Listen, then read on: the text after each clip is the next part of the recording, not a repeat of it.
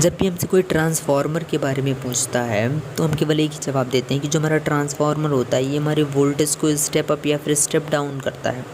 अब हमें क्या लगता है कि हमने ट्रांसफार्मर को बता दिया, बट यहाँ पर हमने इसकी वर्किंग को बताया है, ना कि हम ट्रांसफार्मर को बता रहे होते हैं। सो आज के इस वीडियो में हम समझने वाले हैं ट्रांसफार्मर क्या होता है, देन इसके बाद हम इसकी वर्किंग को समझने वाले हैं। सबसे पहले अगर मैं बात करूं ट्रांसफार्मर की, तो जो हमारा ट्रांसफार्मर होता है ये एक स्टैटिक डिवाइस होता है। स्टैटिक डिवाइस मीन्स रुका हुआ, जिसमें कोई मूवेबल पार्ट ना हो। अब इसकी जो वर्किंग है वो क्या है, ट्रांसफॉर्म दी एनर्जी। ये क्या करता है, हमारे एनर्जी का ट्रांसफॉर्म करता है। अब ये ट्रांसफॉर्म कैसे करता है, इसके बारे में अगर हम बात करें तो ये क्या करता है, हमारे वोल्टेज लेवल को स्टेप अप या फिर स्टेप डाउन करता है।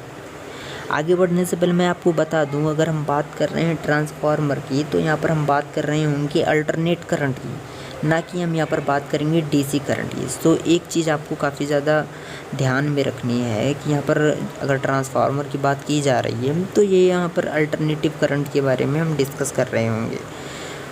आगे हम बढ़ते हैं। यहाँ पर हम सभी ने ट्रांसफार्मर में दो चीज़ें ज़रूर देखी होंगी। पहला जो हमारा है वो ट्रांसफार्मर का कॉइल है और दूसरा हमारा ट्रांसफार्मर का कोर।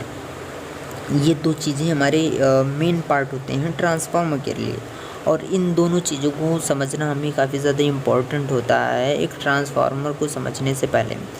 यहाँ पर मेन ये दो कंपोनेंट्स हो गए। इसमें जो हमारा कॉइल होता है ये सेपरेट होता है, ये टू पार्ट में डिवाइड होता है। एक हमारा प्राइमरी कॉइल होता है और दूसरा हमारा सेकेंडरी कॉइल होता है। हम आगे बढ़ेंगे तो यहाँ पर हम देखेंगे ट्रांसफार्मर के प्रिंसिपल को। यहाँ पर जो हमारा ट्रांसफार्मर है वो म्यूचुअल इंडक्शन प्रिंसिपल पे वर्क करता है। अब ये म्यूचुअल इंडक्शन क्या होता है ये आपको धीरे धीरे आगे समझ में आने वाला है। इसमें दो तरह की कॉइल हैं, एक हमारी प्राइमरी कॉइल और एक हमारी सेकेंडरी कॉइल। अब इसमें क्या होता है, जब हम प्राइमरी कॉइल में करंट फ्लो करवाते हैं तो कॉइल में हमारा मैग्नेटिक फ्लक्स जनरेट होता है। चूँकि हमारा करंट वेरिंग इन नेचर का होता है तो इससे उत्पन्न होने वाला फ्लक्स भी हमारा वेरी करता है। अब फ्लक्स वेरी करता है, इसका क्या इम्पोर्टेंट है हमारे इस ट्रांसफार्मर में, ये आगे आपको समझ में आने वाला है।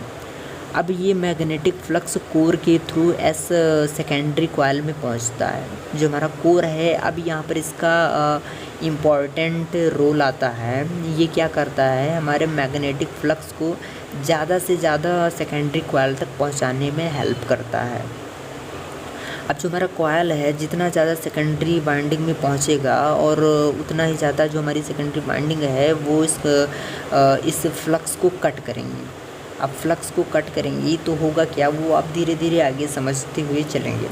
यहाँ पर होता क्या है, फैराडे लॉ ऑफ इंडक्शन के कारण सेकेंडरी कॉइल में एक ईएमएफ इंड्यूस होता है। वो कैसे होता है वो अभी मैंने आपको बताया कि जितना ज़्यादा फ्लक्स हमारे सेकेंडरी कॉइल में पहुँचेगा उतना ही ज़्यादा फ्लक्स हमारा सेकेंडरी कॉइल को कट करेगा, जिसके कारण जो हमारा सेकेंडरी कॉइल है इसमें एक ईएमएफ इंड्यूस होगा जो कि वेरिंग इन नेचर का होगा।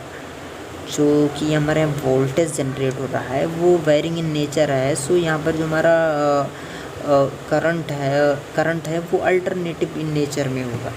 अब यहाँ पर जो कुछ भी हो रहा होता है वो ट्रांसफार्मर में सेल्फ या फिर हम कहें खुद से हो रहा होता है, इसलिए इसे म्यूचुअल इंडक्शन का भी नाम दिया गया है। ये हो गया हमारा ट्रांसफार्मर का वर्किंग प्रिंसिपल। आज के इस वीडियो में बस ट्रांसफार्मर के बारे में इतनी ही जानकारी है। नेक्स्ट वीडियो में हम ट्रांसफार्मर को काफ़ी ब्रीफ में देखने वाले हैं। वीडियो कैसा लगा कमेंट बॉक्स में ज़रूर बताइएगा, और साथ में कोई भी क्वेश्चन रह गया हो तो वो भी आप कमेंट कर सकते हैं।